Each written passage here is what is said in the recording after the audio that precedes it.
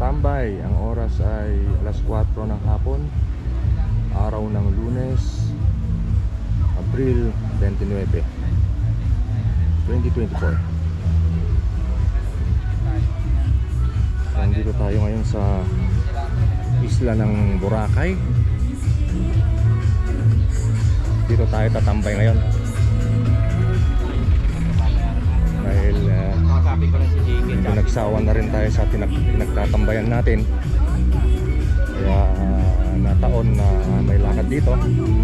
Hindi naman sinadya, pero may biglang nag-aya at inubliga tayong pumunta dito para kasama sila. So mula Region 2 hanggang dito sa, hindi ako sigurado anong region to, itong Kapitlan, Region 5 ba to or 6 ba to, hindi ako sigurado kasi sumama lang talaga ako.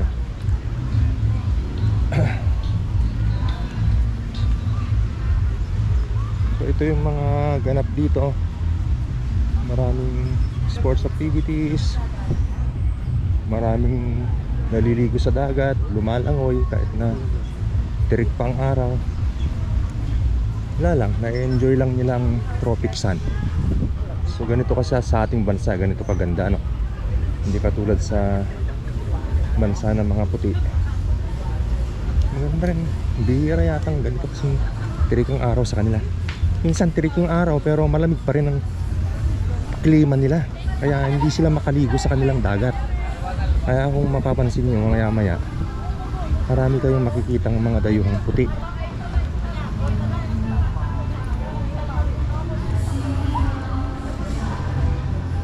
Ayan. So nasa station 1 tayo ngayon.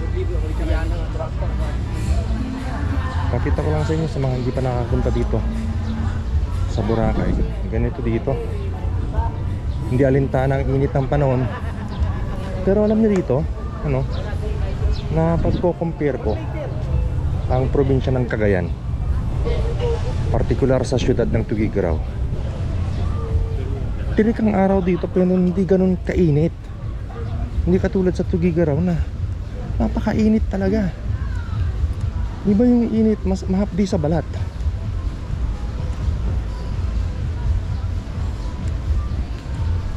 Dito tolerable yung ano niya, yung tama ng sikat ng araw sa balat, hindi siya mahapdi.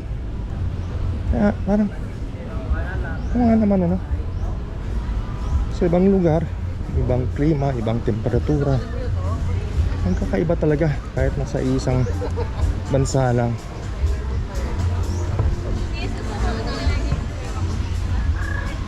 So ayan yung kanilang parang kayak, transparent ano, transparent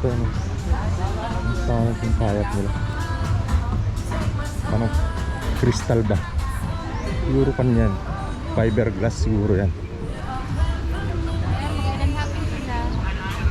Hindi po muna. Activity, sir. Oh, marami nag-o-offer ng ano, ng water sport activities dito. Hindi ka mamumroblema kung gusto mo mag-paragliding. Ayan, paragliding, kayaking, banana boat, jet ski.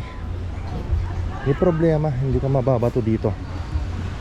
Kailangan mo lang pera, ang bayad sa renta o upa na mga gagamitin para sa napili mong sports activity. Pero kung maliligo ka lang naman, swimming lang, malilibang ka na rin eh. Mga pantanggal bagot ba? Oh, ganda ng katawan nito. Yan ang ano, uwang kata. Talagang ano yan, disiplinado sa katawan. Hindi puro kain, ano, tulad natin na talagang chow-chow lang tayo ng chow-chow hanggang meron pa pwedeng i-chow. Kaya ito, malaki-laki yung tiyan natin mga katambay. Makikita mo kasi talaga sa katawan yun, mga tao may disiplina sa katawan, sa pagkain.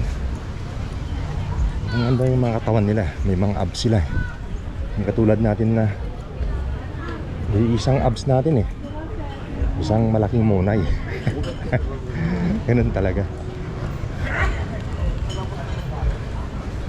So, dito maraming lilim, no? Malilim dito kasi ang punong kahoy. Okay lang maglakad dito kahit alas 4 pasado na. 4:05 to be exact.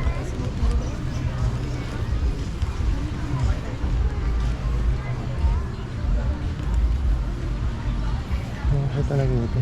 Marami rin mga kan dito. Dilaw. Kulay dilaw. Hindi lang puti. Kanina nga marami rin ako nakitang mga itim. Lots of people sending me messages. Talagang ano, samut-sari ng lahi. Lalo itong mga puti, parang gustong-gusto nila yung ano, maging bronze yung kanilang balat. Yung mga yellow, mga kulay dilaw, galing ng Korea, ayaw nilang masikatan ng araw. Bagay na alagaan nila yung malaporselanan lang ng ano, putis. Parang Pilipino rin sila mag-isip. Ayaw nila ng ano, kulay nilang kayo manggi eh. Di ba? Tayong mga tambay, hindi tayo takot sa sikat ng araw eh. Ito mga puti ng mga Europeans, mga Americans. Gustong gusto nila kasi parang magkakulay sila kasi parang ano eh. Kulay papel sila eh. Apa ba? Albino. Albino. Puti talaga sila.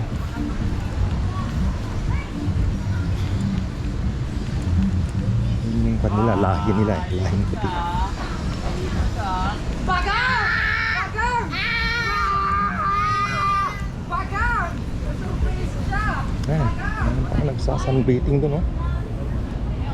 Yan naman hindi ko kayang gawin dahil malalapnos balat mo dyan. Pero sa kanila parang gustong gusto nila eh. Kailangan bihira siguro sila sikatan ng araw. Hindi katulad dito na tropical country kasi sa atin. Ganito mo, wala kang may mga... Brown, di pa brown nila, di ba? April 29. Sir, picture eh, sir. Boracay. Pasel.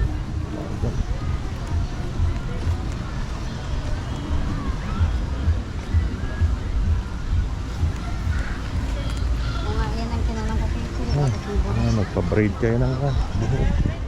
Pwede rin. Magpa-tattoo. Pwede. Kaya na yan. Permanent tattoo meron dito. Mga tambay.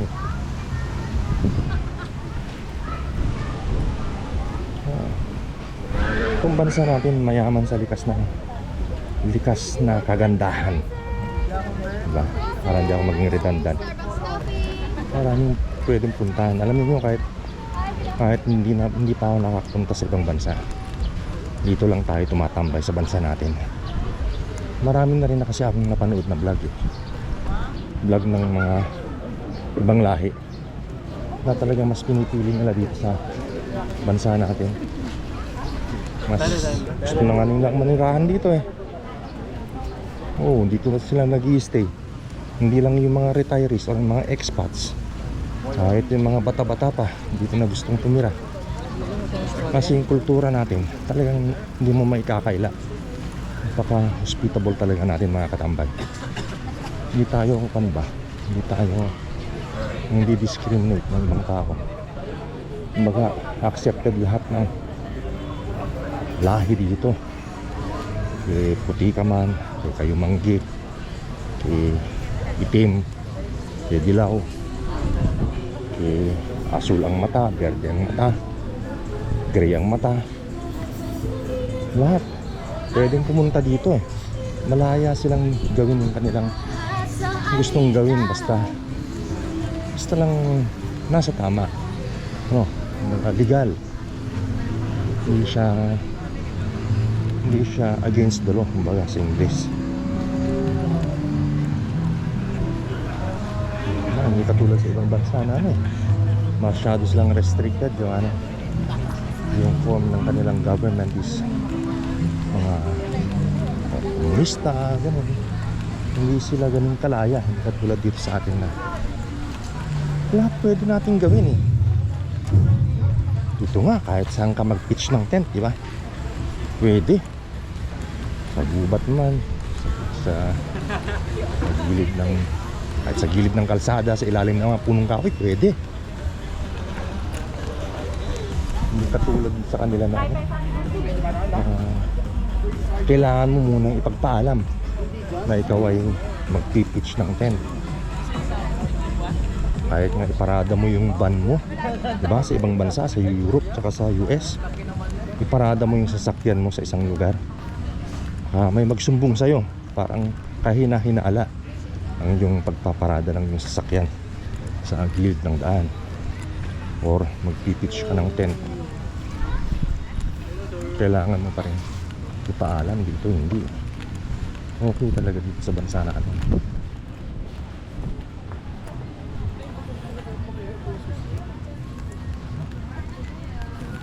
Maganda yung kan dito, yung tourism dito, dahil gawa ng ating mga kababayan. Marami ring tumatangkilik, lalo na yung mga hindi lokal dito. So parang pampasalubong or para may magamit sa kanila. So pag uwi nila sa kanilang mga probinsya, may magamit sila. Makikita na galing dito. Yung halimbawa, yung kanilang suot na sando, suot na t-shirt, yung kanilang ref magnet, keychain. Napansin ko dito walang nagiinuman sa gilid ng wala akong makitang serbesa o beer o whiskey or brandy. Walang nagiinuman dito. Kaya makikita niyo sa harapan may pulis na rumoronda.